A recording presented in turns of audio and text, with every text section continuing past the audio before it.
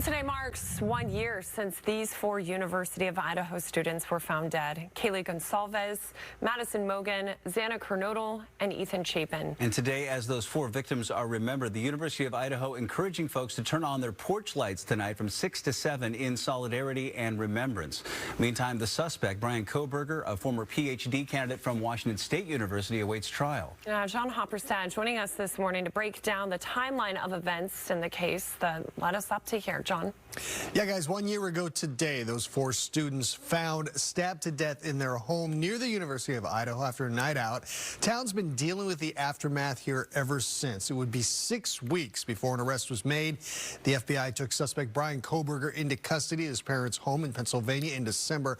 At the time, he was a PhD candidate, as you mentioned, at Washington State University in Pullman. And on the same day, a search warrant was executed at Kohberger's Pullman apartment. Now, in late June, prosecutors revealed that if he is convicted for those killings, they will seek the death penalty.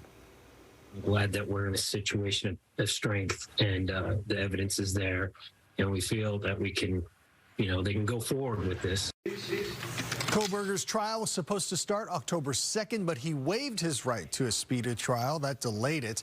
Now, the shock from these 4 murders hit close to home here in western Washington. Not only is Moscow just a 5-hour drive away, but Ethan Chapin is local. The 20-year-old was from Conway in Skagit County. We are eternally grateful that we spent so much time with him.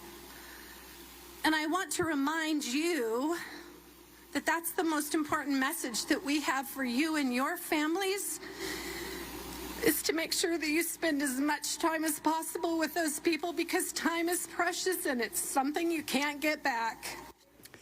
Chapin's loved ones describe him as funny, charismatic, and positive.